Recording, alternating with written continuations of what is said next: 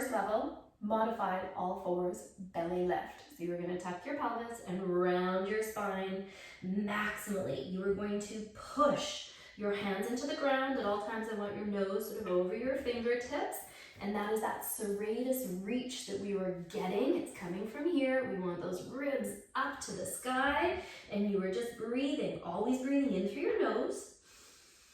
And an extended breath out through your mouth. Round, round, round, round, round, round, round. You are constantly then biasing airflow into that posterior mediastinum. You're inhibiting your lat, which is a massive overdrive muscle that compensates when you don't have shoulder stability. And give me about 5 to 10 breath cycles in this position. Next option is to stay in this position. Back must be completely rounded and drive your left hand into the ground. See if you can pick up your right without losing that posture. After 5 to 10 cycles, do the same thing with this side, but imagine you are really reaching with that serratus. Those ribs are back, and every breath in, you're expanding back here. Every breath out, you are breathing all the way. You have to breathe out all the way. Full exhale. Even pause for 2 to 4 seconds at the end of the exhale. And then you've got it. Next level, I want you to come up onto your toes. And can you do the same thing? Ensure you've got the right posture. And then if you're doing okay, you can try to pick up one hand, but reach with that serratus and maximally exhale, still breathing in through the nose, out through the mouth. Next level, at any point in time, you can add a balloon or a straw for expiratory muscle training. So again, in through the nose, maximally out through the mouth. Another option I may give you is to add in a right glute max. Always ensuring you have proper posturing of your diaphragm.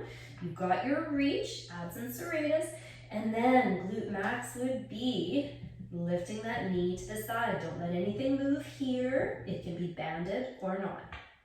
Progressing from here, your knees are a little further away from you. Still want that nose over your fingertips.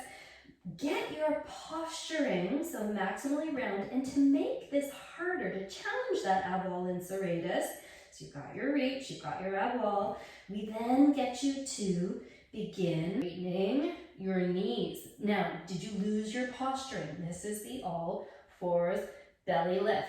Are you reaching? Are you posturing your diaphragm? Are you breathing into that posterior mediastinum? Are you breathing out through the mouth? All the way. Again, you can always hold it for 2 to 4 seconds. Pause at the end of the exhale. Option as well when you are reaching, rounding, using your abs and serratus to also maintain that posterior pelvic tilt and reach one knee to the ground. Back up, reset, touch your flexion. Reach the other knee to the ground. Flex, flex, flex. So back to neutral and keep doing those knee taps. But when you do it, make sure you don't lose that posterior tilt of the pelvis. Option to put a ball or a block between the knees to get a deduction. Then you have the option of how close do you bring the feet. If you bring them further out, you get hip IR. Then make sure you go into that maximum flexion, not for you. Make sure you are getting your reach with your serratus, and you can either maintain this position, squeezing the block, or you can lift up, squeezing the block, reaching maximum flexion, do your breathing,